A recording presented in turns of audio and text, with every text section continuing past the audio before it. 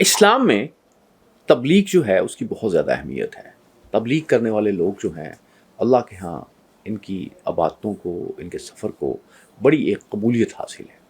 لیکن تبلیغ کے لیے ایک بات یہ بھی کی جاتی ہے کہ حکمت کے ساتھ کی جائے، احسن طریقے سے کی جائے. اگر آپ تبلیغ اس طرح سے کرتے ہیں کہ لوگوں کو بدظن کرتے ہیں تو وہ تبلیغ نہیں ہوتی. میں اس میں ایک مثال آپ کو دیتا ہوں کہ کسی زمانے میں کہا جاتا تھا کہ قائد اعظم کے اقوال قائد اعظم جو ہیں وہ دکھا دیے جائیں. تو اقوال قائد اعظم جو ہیں وہ دکھائے جاتے تھے ٹیلی ویژن پہ. تو کب دکھائے جاتے تھے؟ وہاں اگر بندہ بیٹھا ہوتا تھا ایک قائد اعظم کے خلاف، یعنی کرکٹ کا میچ ہو رہا ہے، جوید میاں داد جو ہے امید ہے کہ وہ چھکا لگائے گا، جیسے ہی وہ بلہ اوپر ہے، گیند آ رہی ہے، وہاں سے وہ کٹ کرتا ہے، قائد اعظم کا کال جو ہے وہ سکرین پہ نمایاں ہو جاتا ہے، اور نتیجہ کیا نکلتا ہے؟ قائد اعظم کو گالی پڑ جاتی ہے.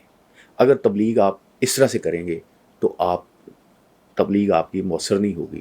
یہ آپ ایک طرح سے آپ کے جو ہے وہ خلاف ہی جائے گی.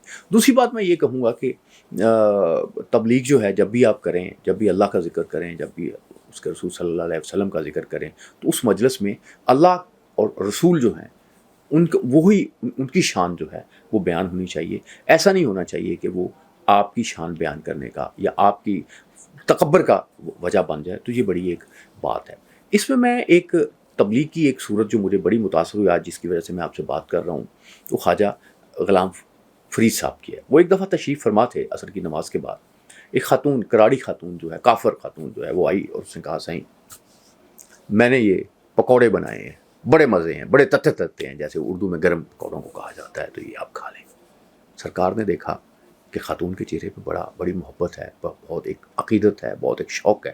آپ نے وہ اٹھائے اور پکوڑے کھانے شروع کر دیے. پکوڑے کھا لیے تو وہاں پہ مفتی صاحب بیٹھے ہوئے تھے. تو انہوں نے کہا کہ حضرت صاحب آپ نے یہ کیا کر دیا، کیونکہ آپ تو روزے سے تھے. تو انہوں نے کہا حضرت صاحب یہ بتائیں کہ اگر روزہ توڑ دیا جائے، اور خاص ظاہر ہے میرا جو ان کا نفلی روزہ تھا، تو اس کا کیا کفارہ ہے؟ اس نے کہا پھر آپ 60 روزے رکھیں یا 60 مسکینوں کو کھانا کھلائیں. تو اس نے کہا حضرت یہ بتائیں کہ اگر کسی انسان کا دل توڑ دیا جائے پھر اس کا کیا کفارہ ہے؟ مفتی صاحب خاموش ہو گئے. لیکن معزز خواتین و حضرات، اس کا کیا نتیجہ نکلا؟ اس کا یہ نتیجہ نکلا کہ وہ جو خاتون تھی، اس کا جو خاندان تھا، جب اس کو پتہ چلا کہ حضرت نے ہمیں خوش کرنے کی خاطر اپنا روزہ توڑ دیا، وہ پورا خاندان مسلمان ہو گیا. یہ ہمارے بزرگ تھے جن کے یہ ان کے قول تھے، یہ ان کے کردار تھے، جن کی وجہ سے جو ہے لوگ جو ہیں کافر جو ہیں وہ مسلمان ہو گئے. امام جعفر صادق جو ہیں، ان سے ایک روایت ہے کہ ایک صاحب نے ان سے پوچھا کہ میں نے تبلیغ پہ جانا ہے، تم آپ مجھے کیا نصیحت کرتے ہو؟ اس نے کہا تبلیغ جو ہے وہ بول کے نہ کرنا.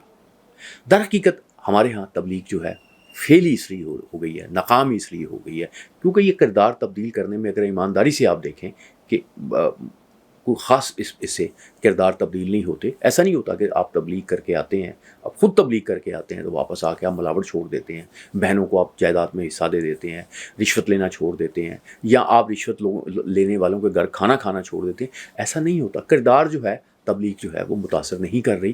اس لیے نہیں کر رہی کہ جو تبلیغ کرنے والے ہیں وہ ان کے کردار جو ہیں ان کو اس پہ غور کرنے کی ضرورت ہے، اس پہ سوچنے کی ضرورت ہے. یہ بہت اہم اس وقت مسئلہ ہے جس پہ توجہ دینے کی ضرورت ہے. اس سلسلے میں علماء اکرام سے زیادہ رہنمائی کی گزارش کروں.